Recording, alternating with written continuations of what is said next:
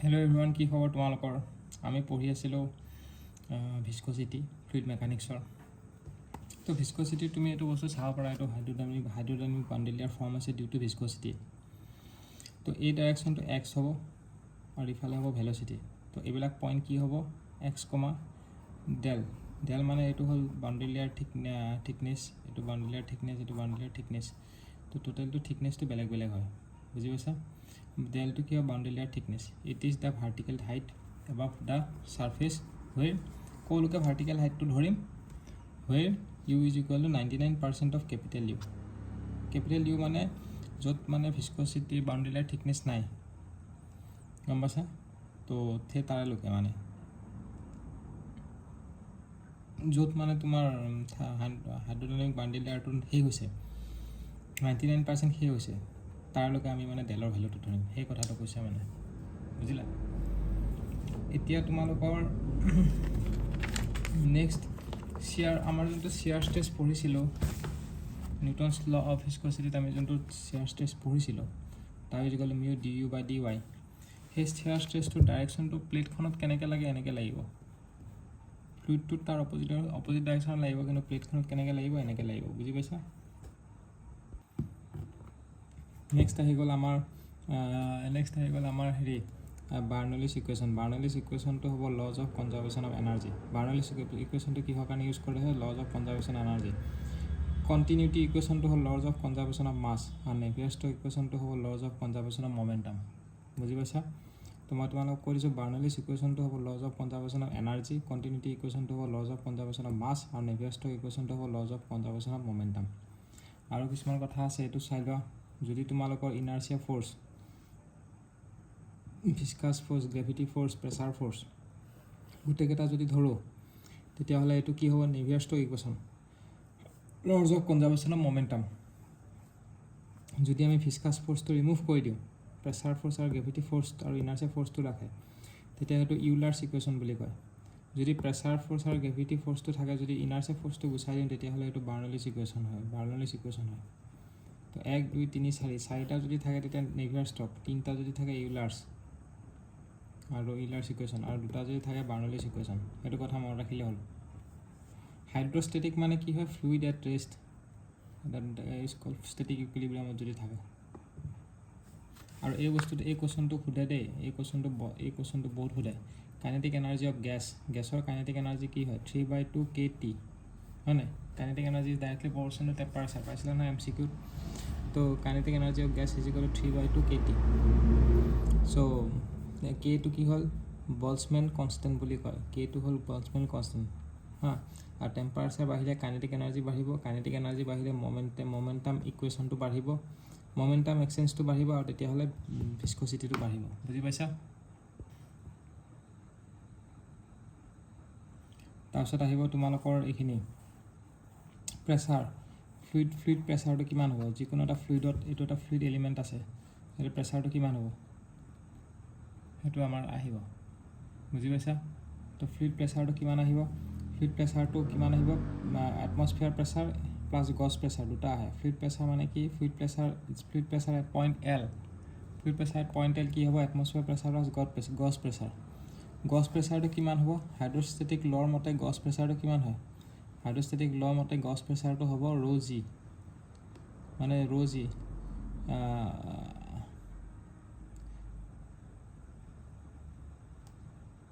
ρgh প্ৰেছাৰটো, হা। ρgh মানে এইটো হৈ গ'ল তোমাৰ স্পেচিফিক ৱেট, আৰু এইটো ডিফাৰেঞ্চিয়েট কৰিছে, এইটো প্ৰেছাৰ নহয়। Pressure with respect to distance Z, সেইটো ধৰিছে কাৰণে ৰজি হৈছে। এইটো চাব নালাগে, তোমালোকে এইটো চোৱা, ρgh, এইটো মানে ρgh মানে গম পাইছেনে? পটেনচিয়েল এনাৰ্জি মানে ρgh, আৰু এটমছফিয়াৰ প্ৰেছাৰ, সেইটোৱে হ'ব আমাৰ টোটেল এবছলিউট প্ৰেছাৰ বুলি কয়। সেইটো কি বুলি কয়? এবছলিউট প্ৰেছাৰ বুলি ক'ব, বুজি পাইছা? এতিয়া যেনেকৈ মিজাৰ অফ এটমছফিয়াৰ প্ৰেছাৰ আমি কেনেকৈ মিজাৰ কৰোঁ?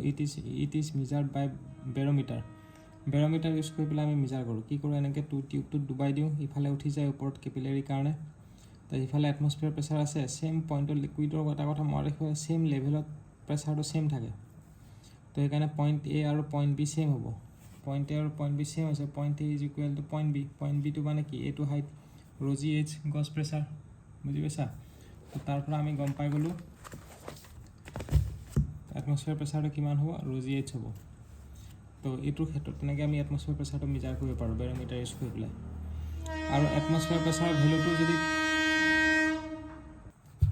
তো P A is equal two rho g h rho মানে rhoৰ ভেলুটো হ'ব মাৰ্কুৰী হৈ গ'ল মাৰ্কুৰী লৈছিলোঁ আমি ইমান হৈ আছে 1300 ইমান হৈ গ'ল আৰু এইটো হৈ গ'ল 9.81 তো এইটো ভেলু পেলাই আমি কিমান পালোঁ 1 এটমস্ফিয়াৰ পালোঁ 1 এটমস্ফিয়াৰ মানে হৈ গ'ল 1.01 into 10 to the power 5 pascal হৈ গ'ল বুজি পাইছা 1 এটমস্ফিয়াৰ মানে কিমান হয় 1.01 into 10 to the power 5 pascal which is equal to 760 mm of Hg which is equal to 76 centimeter of Hg বুজি পাইছা তো এইটো হৈ গ'ল 1.01 into 10 to the power 5 pascal which is equal to 760 mm of Hg which is equal to 76 centimeter of Hg আৰু এইটো হৈ গ'ল 1 এটমস্ফিয়াৰ ক্লিয়াৰ তো সেইটো হৈ গ'ল তো এইকেইটা মনত ৰাখিব লাগিব সেকেন্ডলি তুমি মনত ৰাখিব লাগিব যে কি 1.01 into 10 to the power 5 pascal মানে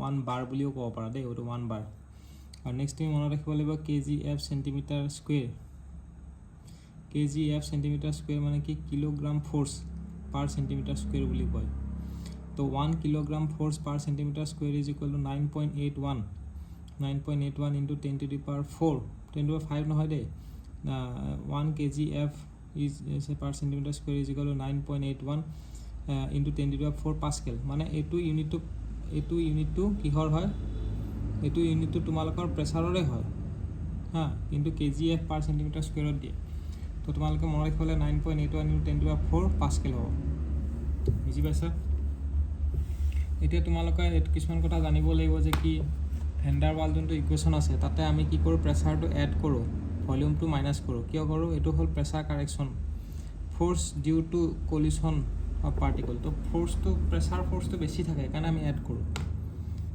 আৰু ভলিউমটো আমি মাইনাছ কিয় কৰোঁ কাৰণ এই ভলিউমটো বেছি হয় একচুৱেল ভলিউমটো কম হয় কিন্তু একচুৱেল প্ৰেছাৰটো বেছি হয় যোনটো কলিশ্যনৰ কাৰণে সেইটো আমি নেগলেক্ট কৰি দিওঁ এখানে এইটো প্লাস কৰিবলগীয়া আছিল এক্সুৱেলটো ওলাবলৈ আৰু এইটো মাইনাছ কিয় কৰিবলৈ আছে কাৰণ এক্সুৱেল ভলিউমটো কম হয় আমি টোটাল ভলিউম এটা কণ্টেইনাৰ ধৰি আছিলোঁ কিন্তু ভলিউম এটা কণ্টেইনাৰ নহ'ব আমি মলিকুলাৰ ভলিউমখিনি বাদ দি পেলাই ৰিমেইনিং ভলিউমখিনি ধৰিব লাগিব এইটো volume correction factor consideration of the gas particle সাইজটো এইটো হ'ল gas particle size PV = nRT এইটো একচুৱেলি এইটো তোমাৰ থাৰ্মোডাইনামিক্সৰ বস্তু হ'লেও মই এইটো কৈ দিলোঁ তোমালোকক নেক্সট আহি গ'ল তোমালোকৰ এইটো প্ৰেছাৰ ডায়াগ্ৰাম হা এই প্ৰেছাৰ ডায়াগ্ৰামটো ইম্পৰ্টেণ্ট হয় আমাৰ যোনটো তলৰটো হ'ল এইটো হ'ল reference for the bottom line তাৰপিছত তোমালোকে যেতিয়া ওপৰলৈ যাবা তলৰ পৰা একদম প্ৰেছাৰ যোনটো 0 আছে তাৰ পৰা যদি গন্তি কৰা তেতিয়াহ'লে এইটো কি হ'ব এবছলিউট প্ৰেছাৰ হ'ব ইয়াৰ পৰা যদি ধৰা এটা এবছলিউট প্ৰেছাৰ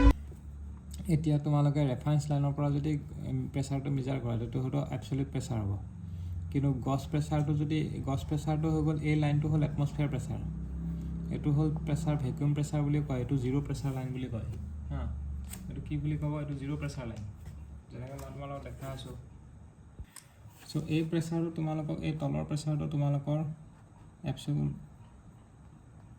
এবছলিউট জিৰ' নাইবা কমপ্লিট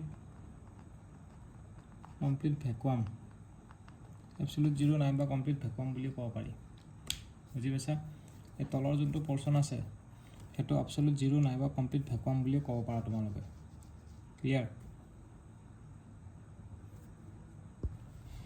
এইটো হৈ গ'ল এবছলিউট জিৰ' বা কমপ্লিট ভেকুৱাম তো এইটো হৈ গ'ল ইয়াৰ পৰা যদি মেজাৰ কৰা তেতিয়াহ'লে জিৰ' প্ৰেছাৰৰ পৰা মেজাৰ কৰিলে এবছলিউট প্ৰেছাৰ আৰু এই লাইনটো হ'ল এটমস্ফিয়াৰ প্ৰেছাৰ লাইন এটমস্ফিয়াৰ প্ৰেছাৰটো ৰেফাৰেঞ্চ বুলি ধৰি যদি ইফালে মেজাৰ কৰা তেতিয়াহ'লে গছ প্ৰেছাৰ ইফালে মেজাৰ কৰিলে এইটো গছ প্ৰেছাৰ বুজি পাইছা এতিয়া তোমালোকে যদি তলৰ ফালে মেজাৰ কৰা এইটো নেগেটিভ গছ প্ৰেছাৰ হ'ব ওপৰফালে মেজাৰ কৰিলে পজিটিভ গছ প্ৰেছাৰ আৰু এবছলিউট জিৰ'ৰ পৰা বা কমপ্লিট ভেকুৱামৰ পৰা যদি এটমস্ফিয়াৰ প্ৰেছাৰ ওপৰলৈকে যোৱা তেতিয়াহ'লে এটমস্ফিয়াৰ প্ৰেছাৰ প্লাছ গছ প্ৰেছাৰ তেতিয়াহ'লে সেইটো আমাৰ কি হৈ যাব তেতিয়াহ'লে সেইটো আমাৰ হৈ যাব এবছলিউট প্ৰেছাৰ আৰু যদি এটমস্ফিয়াৰ প্ৰেছাৰ তলৰ পৰ্চনটো ছাপ'জ এই লাইনটো মেজাৰ কৰিছে তলৰ লাইনটো তেতিয়াহ'লে কি কৰিব লাগিব এটমস্ফিয়াৰ প্ৰেছাৰ মাইনাছ গছ প্ৰেছাৰ তেতিয়াহ'লে সেইটো আমাৰ কি হৈ যাব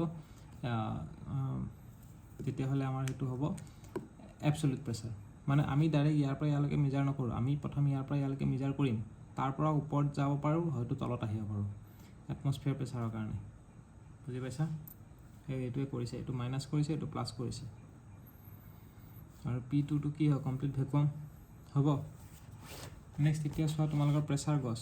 প্ৰেছাৰ গছটো কি হ'ব? প্ৰেছাৰ গছটো কি? প্ৰেছাৰ গছে সদায় মনত ৰাখিবা, প্ৰেছাৰ গছটোৱে গছ প্ৰেছাৰ মেজাৰ কৰে। এটমস্ফিয়াৰ প্ৰেছাৰটো আমি কি কৰিবলৈ এড কৰিব লাগিব। আমাৰ বাহিৰত 1 এটমস্ফিয়াৰ আছে আৰু গছটো বাহিৰত আছে, তো গছ প্ৰেছাৰ কিমান আছে? 2, আৰু বাহিৰত 1 এটমস্ফিয়াৰ প্ৰেছাৰ আছে। তো এবছলিউট কি হৈ গ'ল? 1 + 2 3 হৈ গ'ল। বুজি পাইছা? এতিয়া এই প্ৰব্লেমটো চোৱা, এই প্ৰব্লেমটোত কি কৰিছে? এই প্ৰব্লেমটোত কৰিছে কি যে কি প্ৰথম বাহিৰত ইয়াৰ পৰা ষ্টাৰ্ট কৰিলোঁ, ইয়াতে কিমান আছে সেইটো লাগ সুধিছে, আৰু ইয়াতে কিমান আছে সেইটো সুধিছে। তো বাহিৰত আছে এটমস্ফিয়াৰ 1 + 2 3 হৈ গ'ল। তাৰপিছত এতিয়া হৈ গ'ল এইখিনি, এই যোনটো 3, সেই 3টো এইখিনি প্ৰেছাৰ হয়, তো এইখিনি হৈ গ'ল আমাৰ কাৰণে এটমস্ফিয়াৰ 3 প্ৰেছাৰ। এইবাৰ 3টো কি হৈ গ'ল? এটমস্ফিয়াৰ প্ৰেছাৰ। আৰু এইটো হৈ গ'ল গছ প্ৰেছাৰ, তো 3 + 5, তো 3 + 5 এটমস্ফিয়াৰ প্লাছ গছ 8 হৈ গ'ল। এতিয়া এইটো হৈ গ'ল এটমস্ফিয়াৰটো হৈ গ'ল, এইটো বাহিৰত হৈ গ'ল 8, আৰু ইয়াতে আমাৰ কি সুধিছে? PS 8 হৈ গ'ল। তো 8 আমি পাই গ'লোঁ এইটো এনচাৰটো। এতিয়া নেক্সট এইটো আমাৰ কি সুধিছে? গছটো, হয় নাই? এইটো PA + P গছ, বাহিৰত আছে 1 এটমস্ফিয়াৰ, এবছলিউটটো কিমান পাইছোঁ? 8, আৰু P গছটো সুধিছে, তো তাৰ পৰা P গছটো ওলাই গ'ল। হ'ব, তো সেইটোৱে কথা। আৰু এই ডিষ্টেঞ্চটো লিকুইডৰ ক্ষেত্ৰত যদি চোৱা, এইখিনিৰ পৰা এইখিনিলৈকে গছ প্ৰেছাৰটো কিমান হ'ব? ρGH বা ρG, ইয়াতে Z0 দিছে, Z0 হ'ব, আৰু P এটমস্ফিয়াৰ, এইটোৱে P এটমস্ফিয়াৰ প্ৰেছাৰ হ'ব পইণ্টটোৰ কাৰণে। আৰু এইটো কেনেকৈ ভেৰি কৰিছে? ρGHটো লিনিয়াৰলি ভেৰি কৰে এনেকৈ, লাহে লাহে প্ৰেছাৰটো ইফালে বাঢ়ি বাঢ়ি গৈ থাকে। আৰু এই লাইনটো হ'ব ρGH Z0 টোটেল হাইটটো, আৰু এইখিনি ৰেণ্ডম যিকোনো যদি Z হাইট ধৰা, তো ρGZ, বুজিলা? সেইটো। আৰু এটমস্ফিয়াৰ প্ৰেছাৰটো যদি লগাই দিয়ে, তো এটমস্ফিয়াৰ প্ৰেছাৰটো কনষ্টেণ্ট থাকিব, থকাৰ পিছত এইখিনি লিনিয়াৰলি বাঢ়িব, এটমস্ফিয়াৰ প্ৰেছাৰ প্লাছ গছ প্ৰেছাৰ এইখিনি। তাৰপিছত ইফালে এইটো চোৱা, এটমস্ফিয়াৰ প্ৰেছাৰটো লাগি আছে, আৰু ইফালে গছ প্ৰেছাৰ ρGH টোটেলটো, এটমস্ফিয়াৰ প্ৰেছাৰ প্লাছ গছ প্ৰেছাৰ PA + ρGH, তেনেকুৱা। এইটোতো পিষ্টন নহয়, ইয়াতে এটমস্ফিয়াৰ প্ৰেছাৰটো এফেক্ট নকৰে, তো ইয়াৰ এবছলিউটটো কি হৈ যাব? ρGH হৈ যাব, তেনেকুৱা হ'ব। আৰু ইয়াতে ৱেইট দিছে, তো এইবাৰ কি হ'ব? এটমস্ফিয়াৰটো হৈ যাব PA প্লাছ গছটো হ'ব ৱেইটটো, চৰি গছটো এবাৰ দুটা হ'ব, গছটো কি হ'ব? ρGH-টোতো হ'বই, তাৰ লগতে ৱেইটটোও হ'ব, ফ'ৰ্চটো, প্ৰেছাৰটো, ৱেইট ডিভাইড বাই এৰিয়া, ফ'ৰ্চ ডিভাইড বাই এৰিয়া, যেনেকৈ ৱেইট ডিভাইড বাই এৰিয়া প্ৰেছাৰ হৈ গ'ল। আৰু এটমস্ফিয়াৰ এই ভেলুটো ইয়াতে প্লেচ কৰি দিবা, আৰু এটমস্ফিয়াৰটোতো থাকিবই। ক্লিয়াৰ? আৰু এতিয়া প্ৰেছাৰ পেৰাডক্সটো কি হয়? হাইড্ৰষ্টেটিক পেৰাডক্সটো হ'ল শ্বেপটো মেটাৰ নকৰে আমাৰ কাৰণে, যদি লেভেলটো চবৰে ছেইম থাকে, তো ρGH হ'ব, কিন্তু মাছটো বেলেগ বেলেগ থাকিব পাৰে। হ'ব,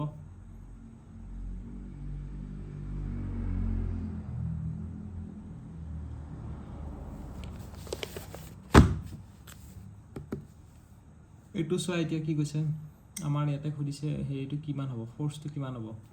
তো আমাৰ এনে গছ প্ৰেছাৰটো হ'ব ρGH, আৰু ফ'ৰ্চটো কিমান দি আছে? F = MA, F = PA। A মানে এইটো এৰিয়া, টোটেল এই তলৰ এৰিয়াটো ক্ৰছ ছেকশ্যন দিয়া, হয়নে? আৰু এইটো প্ৰেছাৰ ফ'ৰ্চটো কিমান হ'ব? ফ'ৰ্চৰ লগতহে আমি ইকুৱেট কৰিম, তো প্ৰেছাৰ ফ'ৰ্চটো হ'ব আমাৰ ρGH ইনটু টোটেল এৰিয়া, এই তলৰ এৰিয়াটো। তো এই দুটা ইকুৱেট কৰি দিলে হৈ গ'ল, ইকুৱেট কৰি দিলে আমাৰ এনচাৰটো ওলাই যাব। ক্লিয়াৰ? তো বাকীখিনি আমি নেক্সট ভিডিঅ'ত আমি চামনে, এইটো কণ্টিনিউ কৰিব পাৰিম। তো মাল্টি লেয়াৰ ফ্লুইডটো কি হয়? মাল্টি লেয়াৰ ফ্লুইড মানে ইয়াতে বেলেগ এটা ডেঞ্চিটি ফ্লুইড আছে, ইয়াতে বেলেগ এটা ডেঞ্চিটি ফ্লুইড আছে। টোটেল তলৰ পইণ্টটোত যদি আমি প্ৰেছাৰটো ওলাব লাগে, তো ρGH H2 + ρGH1 দুটা প্লাছ কৰি দিলে হ'ল, হ'ব। ইয়াতো তেনেকুৱা ρGH2 + ρGH1 কৰি দিলে হ'ল। কিন্তু যদি দুটা ফ্লুইড যদি আমি দুটা ডেঞ্চিটি যদি আমি এটা ডেঞ্চিটিয়ে বনাব লাগে, তেতিয়া কি কৰিম? তেতিয়াহ'লে আমি কি কৰিম? আমি ছাপ'জ ওপৰটো কনভাৰ্ট কৰিম তলৰ ডেঞ্চিটিৰ সমান, দুইটা ρ1 কৰিম, তেতিয়াহ'লে যোনটো ৰ' 2 আছে ৰ' GH2 সেইটো লিখি ল'লোঁ আৰু ৰ' 1টো বাঢ়িবনে ৰ' ডেঞ্চিটি চেঞ্জ হ'লে হাইটটো বাঢ়িব পাৰে কমিব পাৰে তো ৰ' 1ৰ লগত কি কৰিলোঁ ৰ' 1 GH1 আমি নাজানো H1টো কিমান তো H1ৰ ভেলুটো ওলাই লৈছোঁ আমি H1 is equal to ৰ' 2 divided by ৰ' 1 by H2 তো ইয়াতে ডেঞ্চিটিটো এনে পিকচাৰত কমোৱা দেখাইছে কমাব পাৰে বাঢ়িব পাৰে ক্লিয়াৰ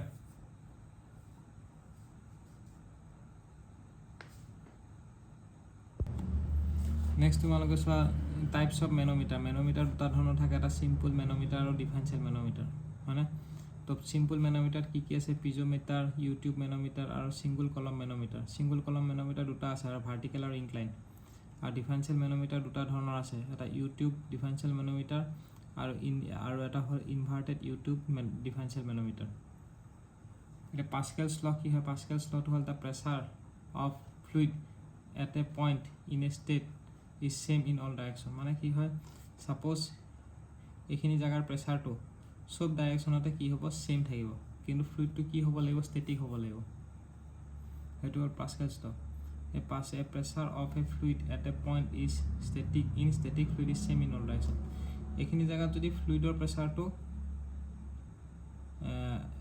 পি হয় তো সব ডাইৰেকশ্যনতে প্ৰেছাৰটো কি হ'ব পিয়ে হ'ব মানে বুজিলা সেই কথাটো কৈছে পাস্কেলছ ল নেক্সট আহিব পিজ'মিটাৰটো কি হয় প্ৰথম আমি কি পঢ়িছিলোঁ পিজ'মিটাৰ চিম্পল মেন'মিটাৰ পিজ'মিটাৰ পঢ়িছিলোঁ তো পিজ'মিটাৰটো প্ৰথম আমি চাম